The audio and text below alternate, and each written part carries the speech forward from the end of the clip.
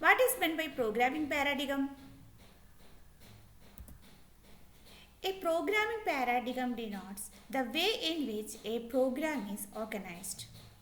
So there are different ways in which a program is organized. We know in computers we use programs. So these programs are written using different types of programming languages like C, C++, Java, etc. So there are many different types of there are different ways in which a program is organized. നമുക്ക് പ്രോഗ്രാംസിന് വ്യത്യസ്തങ്ങളായ പല രീതികൾ നമുക്ക് organise ചെയ്യാം. So അതിൽ common ആയിട്ടുള്ള ഏറ്റവും important ആയിട്ടുള്ള രണ്ട് പാരാഡിഗംസ് ആണ്.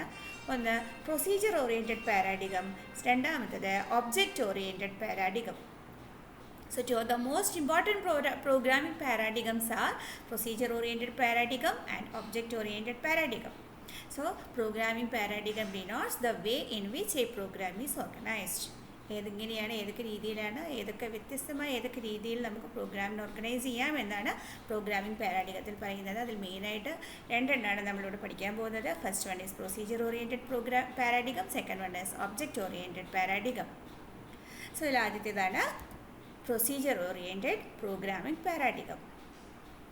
So procedure oriented programming paradigm ആ ടേമിൽ തന്നെ പറയുന്നുണ്ട് പ്രൊസീജിയർ. അവിടെ ഇമ്പോർട്ടൻസ് എന്തിനെയാണ്? പ്രൊസീജിയേഴ്സിനാണ്. What's a procedure? Procedure is nothing but a well-structured steps used to perform some task. So, in the case of procedure-oriented programming paradigm, ഇവിടെ യൂസ് ചെയ്യുന്നത് it specifies a series of well-structured steps and procedures to compose a program. ഒരു programme compose ചെയ്യാൻ അത് use ചെയ്യുന്നത് well structured ആയ സ്റ്റെപ്സുകളാണ്. ഇങ്ങനെയുള്ള സ്റ്റെപ്സുകൾ കൂടി ചേർന്നാൽ എന്തായി മാറും? പ്രൊസീജിയേഴ്സായി മാറും. ഈ പ്രൊസീജിയേഴ്സിന് തന്നെ നമ്മൾ പറയുന്ന വേറൊരു പേരാണ് ഫങ്ഷൻസ്. സോ ഇവിടെ ഇമ്പോർട്ടൻസ് എന്തിനെയാണ്? ചെയ്യുന്ന ജോലിക്കാണ് importance. So in this approach the emphasise is on doing things. എന്താണ് ചെയ്യുന്നത്? ആ ചെയ്യുന്ന ഓരോ സ്റ്റെപ്സിനാണ് ഇമ്പോർട്ടൻസ്. എന്തിന് പ്രാധാന്യമില്ല? ഇവിടെ ഡാറ്റയ്ക്ക് ഒരു ഇമ്പോർട്ടൻസും ഇല്ല. So mainly in the case of procedure oriented programming paradigm it mainly emphasise on doing things. So ഇവിടെ ചെയ്യുന്ന ജോലി എന്ന് പറഞ്ഞാൽ സ്റ്റെപ്പ് ബൈ സ്റ്റെപ്പ് ആയിട്ടാണ്, വെൽ സ്ട്രക്ചേർഡ് സ്റ്റെപ്സ് ആയിട്ടാണ് ചെയ്യുന്നത്. So that series of well structured steps and procedures are used to compose a program. ഇനി നമ്മൾ പ്രോഗ്രാം ഒരു പ്രോഗ്രാം ആണെങ്കിൽ അവിടെ ഫങ്ഷൻസിൻ്റെ ആവശ്യമില്ല. അവിടെ ചെറിയ സ്റ്റെപ്പ് ബൈ സ്റ്റെപ്പായിട്ട് എഴുതിയ ഇൻസ്ട്രക്ഷൻസ് തന്നെ ചെയ്യാൻ ജോലികൾ ചെയ്യുന്നതേ ഉള്ളൂ. നമ്മൾ ചെയ്യുന്ന ഇത്രയും വരെ പഠിച്ച പ്രോഗ്രാംസ് എല്ലാം നമ്മൾ പ്രൊസീജിയർ ഓറിയൻറ്റഡ് പ്രോഗ്രാമിംഗ് കൺസെപ്റ്റാണ് നമ്മൾ പഠിച്ചിരുന്നത്. So once the program becomes larger and complex, അപ്പോൾ ഈ സ്റ്റെപ്സിൻ്റെ എണ്ണം കൂടുന്തോറും പ്രോഗ്രാമിൻ്റെ ലെങ്ത് കൂടുന്തോറും കോംപ്ലക്സിറ്റി കൂടിക്കൊണ്ടേയിരിക്കും. സ്വാഭാവികമായിട്ടും നമുക്കത് ഭയങ്കര ഡിഫിക്കൽട്ടിയാണ്. പ്രോഗ്രാം അണ്ടർസ്റ്റാൻഡ് ചെയ്യാനും ഡീബഗ് ചെയ്യാനും എറേഴ്സ് കണ്ടുപിടിക്കാനും അങ്ങനെ എല്ലാം നമുക്ക് ഡിഫിക്കൽട്ടായ സിറ്റുവേഷൻ വരും.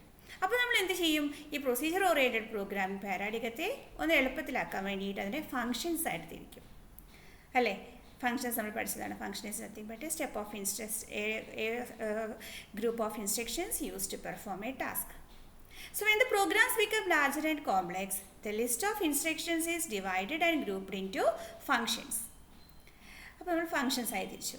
ഇനി ചിലപ്പോൾ ഫങ്ഷൻസിൻ്റെ അകത്ത് തന്നെ വീണ്ടും ഫങ്ഷൻസ് വെച്ച് നമുക്ക് ചെയ്യേണ്ട കോംപ്ലിക്കേറ്റഡ് സിറ്റുവേഷൻസ് വരുന്ന സമയത്ത് ഈ ഫങ്ഷൻസിനെ നമ്മൾ combined group of functions is known as modules.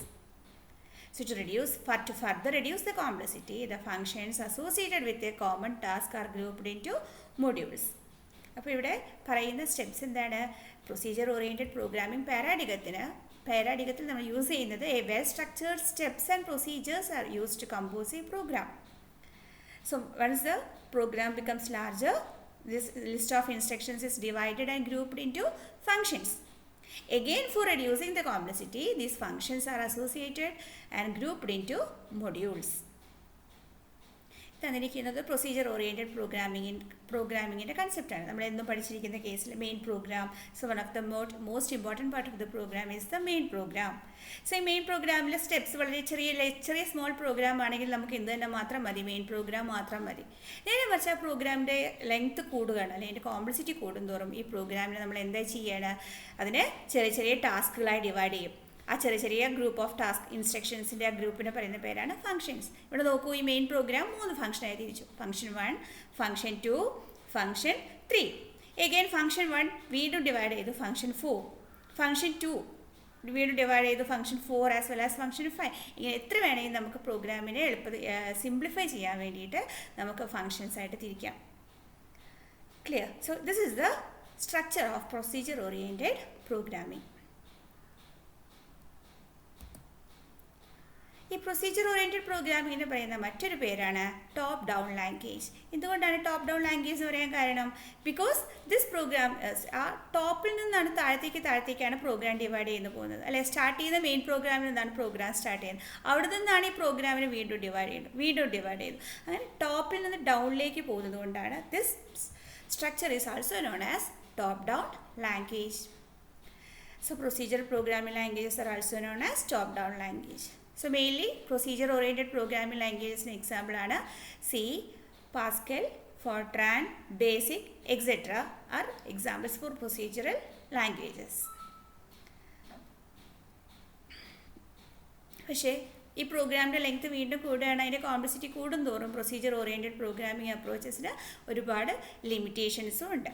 എന്തൊക്കെയാണ് നമ്മൾ പഠിക്കാൻ പോകുന്ന ലിമിറ്റേഷൻസ് എന്തൊക്കെയാണ്, അല്ലെങ്കിൽ എന്തൊക്കെയാണ് പ്രൊസീജിയർ ഓറിയൻറ്റഡ് പ്രോഗ്രാമിങ്ങിൻ്റെ ഡ്രോബാക്സ് എന്നാണ് പറയാൻ പോകുന്നത്. The first one of the major limitation is data is undervalued. എന്താ ഡാറ്റ ഈസ് അണ്ടർ വാല്യൂഡ് എന്ന് പറയാൻ?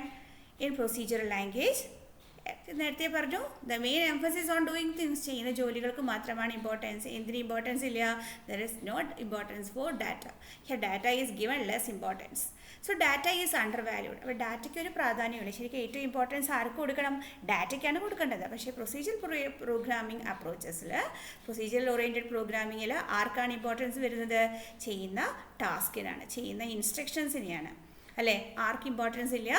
ഡാറ്റയ്ക്ക് യാതൊരു ഇമ്പോർട്ടൻസും ഇല്ല. So that is one of the major limitations of procedure oriented programming. Second limitation എന്താ പറയുന്നത്? Adding new data element may require modification to all functions. നമ്മളൊരു പുതിയ ഡാറ്റേനെ ആഡ് ചെയ്യണം. അങ്ങനെയാണെങ്കിൽ ആ ഡാറ്റ ആഡ് ചെയ്യുന്ന സമയത്ത് ഏതൊക്കെ ഫങ്ഷൻസിൽ ആ ഡാറ്റ യൂസ് ചെയ്യുന്നുണ്ട്, ആ ഫങ്ഷൻസ് എല്ലാം സ്വാഭാവികമായിട്ടും മോഡിഫൈ ചെയ്യണം, അല്ലേ? അതല്ലെങ്കിൽ ഒരു സ്ഥലത്ത് മാത്രം ആ സെയിം ഡാറ്റയെ നമ്മൾ മോഡിഫൈ ചെയ്യുകയാണ്. ഫോർ എക്സാമ്പിൾ, നമ്മളൊരു പ്രോഗ്രാമിൽ എ എന്ന് പറഞ്ഞൊരു വേരിയബിൾ യൂസ് ചെയ്യുകയാണ്. കുറച്ച് കഴിഞ്ഞ് നമ്മൾ ആ എയുടെ ഡാറ്റ ടൈപ്പിനെ മാറ്റി അതിനെ മോഡിഫൈ ചെയ്തു നമ്മൾ.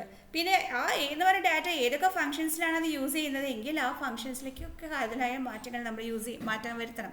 അതല്ലെങ്കിൽ അതിൻ്റെ പ്രോഗ്രാമിനെ തന്നെ അത് എററായി മാറ്റും. അപ്പോൾ ഇവിടെ പറയുന്നത് എന്താ വെച്ചാൽ, adding new data item may require modification to all functions. എല്ലാ ഫങ്ഷൻസിലും, അത് ഉപയോഗിക്കുന്ന എല്ലാ ഫങ്ഷൻസിലും എന്ത് ചെയ്യണം? ആ ഒരു ഡാറ്റ എലമെൻറ്റിൽ നമ്മൾ എന്തെങ്കിലും മാറ്റം മോഡിഫൈ ചെയ്യുകയാണെങ്കിൽ ആ ഡാറ്റ റിലേറ്റ് ചെയ്യുന്ന എല്ലാ ഫങ്ഷൻസിലും ആ മോഡിഫിക്കേഷൻസ് വരുത്തണം. So it is little bit hard to find all such functions. അതാ പറയുന്നത്, if you add new data item we need to modify all the functions that access the data. So it will be hard to find all such functions. Third limitation, creating new data type is difficult. നമുക്കറിയാം, there are different types of data types, അല്ലേ? built-in data type, user-defined data type, derived data type എന്ന് പറഞ്ഞ വ്യത്യസ്തങ്ങളായ ഒരുപാട് data types നമ്മൾ പഠിച്ചിട്ടുണ്ട്. So procedure oriented programming ലാംഗ്വേജിൻ്റെ ഏറ്റവും ഒരു ബുദ്ധിമുട്ടെന്ന് പറഞ്ഞു കഴിഞ്ഞാൽ, പുതിയ ഡാറ്റ ടൈപ്പിനെ ഉണ്ടാക്കുക എന്ന് പറഞ്ഞാൽ അവിടെ ഡിഫിക്കൽട്ടാണ്. അതൊരു വലിയൊരു ബുദ്ധിമുട്ടായ ജോലിയാണ്. So certain programming language allow creation of data types other than the built-in data type, which means they are extensible. അപ്പോൾ പ്രോഗ്രാമിംഗ് ലാംഗ്വേജ് എക്സ്റ്റെൻസിബിൾ എന്ന് പറയാൻ കാരണം അത് ബിൽറ്റ് ഇൻ ഡാറ്റ ടൈപ്പ് മാത്രമല്ല, മറ്റുള്ള ഡാറ്റ ടൈപ്സും കൂടെ ഉണ്ടാക്കാൻ പ്രാപ്തരായ പ്രോഗ്രാമിംഗ് ലാംഗ്വേജസ് ആണ് എന്ത് പറയുന്നത്? എക്സ്റ്റെൻസിബിൾ ആണ്. അപ്പോൾ അത് ആരെയൊക്കെ കൈകാര്യം ചെയ്യും? ബിൽറ്റ് ഇൻ ഡാറ്റ ടൈപ്പ് ആവാം, അല്ലെങ്കിൽ യൂസർ ഡിഫൈൻഡ് ആവാം, ഡിറൈവ്ഡ് ഡാറ്റ ടൈപ്പ് ആവാം, ഫണ്ടമെൻ്റൽ ഡാറ്റ ടൈപ്സ്, അങ്ങനെ വ്യത്യസ്തമായ ഏത് ഡാറ്റ ടൈപ്പും വഴങ്ങുന്ന പ്രോഗ്രാമിംഗ് ലാംഗ്വേജസിനെയാണ് എക്സ്റ്റെൻസിബിൾ എന്ന് പറയുക. എക്സ്റ്റെൻസിബിൾ പ്രോഗ്രാമിംഗ്, അത് എത്ര നേരത്തെ നമുക്ക് എക്സ്റ്റെൻഡ് ചെയ്യാം. But procedural languages are not extensible. അതൊരിക്കലും എക്സ്റ്റെൻസിബിൾ അല്ല. സോ അതുകൊണ്ട് പുതിയതായിട്ട് ഡാറ്റ ടൈപ്സിനെ ക്രിയേറ്റ് ചെയ്യാന്ന് പറഞ്ഞാൽ അവിടെ ഡിഫിക്കൽട്ടായ ഒരു പ്രൊസീജിയറാണ്. And the last one is provides poor real world modelling. എന്താ റിയൽ വേൾഡ് മോഡലിംഗ് എന്ന് പറഞ്ഞാൽ, നമ്മളിപ്പോൾ കാണുന്ന ഒരു വസ്തുവിനെ നമുക്ക് പ്രോഗ്രാം ചെയ്യണമെന്ന് ഉദ്ദേശിക്കുകയാണെങ്കിൽ, അല്ലെങ്കിൽ റിയൽ തിങ്സിൻ്റെ നമ്മൾ real concept, for example A student, അല്ലെങ്കിൽ ഒരു ചോക്ക്, അല്ലെങ്കിൽ ഒരു ടേബിൾ, ഇങ്ങനെയുള്ള റിയൽ ആയിട്ടുള്ള ഒബ്ജക്ട്സ് വെച്ച് നമുക്ക് എന്തെങ്കിലും ഒരു പ്രോഗ്രാം എഴുതുക എന്നുള്ള രീതി പ്രൊസീജിയർ ഓറിയൻറ്റഡ് പ്രോഗ്രാമിൽ എന്താണ്? It is quite difficult. So it cannot model real world objects effectively. Real world ഒബ്ജക്ട്സിനെ എഫക്റ്റീവായിട്ട് റെപ്രസെൻറ്റ് ചെയ്യാനുള്ള കഴിവ് എന്തിനില്ല? പ്രൊസീജിയർ ഓറിയൻറ്റഡ് പ്രോഗ്രാമിംഗ് ലാംഗ്വേജസിനില്ല. So these are the different types, these are the limitations of procedure oriented programming. So procedure oriented programming എന്ന് പറഞ്ഞു കഴിഞ്ഞാൽ നമ്മൾ നേരത്തെ പറഞ്ഞു, so where emphasis is on doing things. It is a well structured steps and procedures are used to compose a program. അപ്പോൾ അവിടെ use ചെയ്യുന്ന രീതി എന്താണ്, ഒരു വെൽ ഡിഫൈൻഡ് ആയിട്ടുള്ള ഇൻസ്ട്രക്ഷൻസ് അല്ലെങ്കിൽ പ്രൊസീജിയേഴ്സ് വെച്ചിട്ടാണ് പ്രോഗ്രാം കമ്പോസ് ചെയ്യുന്നത്. സോ ഇങ്ങനെയുള്ള കോംപ്ലക്സിറ്റി പ്രോഗ്രാംസ് ലെങ്ത് കൂടുന്തോറും അതിനെ ഫംഗ്ഷൻസ് ആയി തിരിക്കും, വീണ്ടും കോംപ്ലക്സിറ്റി ലെസ്സാക്കാൻ ഫംഗ്ഷൻസിന് മൊഡ്യൂൾസ് ആയിട്ട് കമ്പോസ് ചെയ്യും. ഇങ്ങനെയുള്ള രീതി യൂസ് ചെയ്യുന്ന പ്രോഗ്രാമിംഗ് ലാംഗ്വേജസിനെ പറയുന്ന ആ ഒരു വേ യൂസ് ചെയ്യുന്ന പ്രോഗ്രാമിംഗ് ലാംഗ്വേജ് അതാണ് പ്രൊസീജിയർ ഓറിയൻറ്റഡ് പ്രോഗ്രാമിംഗ് ലാംഗ്വേജസ്. അതിന് എക്സാമ്പിൾ പറഞ്ഞു സി, ബേസിക്, ഫോർട്രാൻ എക്സെട്ര. മെയിനായിട്ട് പ്രൊസീജിയർ ഓറിയൻറ്റഡ് പ്രോഗ്രാമിന് 4 ലിമിറ്റേഷൻസ് ആണ്. First one, data is under valued. Second one, adding new data elements may require modifications to all functions. Third one, certain new data types is difficult. And the last one, it provides poor real world modeling. So here this is check yourself for you. You just write all the answers and submit to me. Okay. First question, state whether the following 3 statements are true or false. 3 questions ഉണ്ട്. First question, global variables cannot be accessed in more than one function. Second, procedural programming resembles closeness to real world. Third one, in procedural programming paradigm, data and functions are not bound together. So 3 questions, true or false ആണെന്ന് എഴുതുക. Last one, pick the procedural language from the following. താഴെ തന്നിരിക്കുന്നതിൽ ഏതൊക്കെയാണ് procedural languages അത് എടുത്തെഴുതുക. Okay.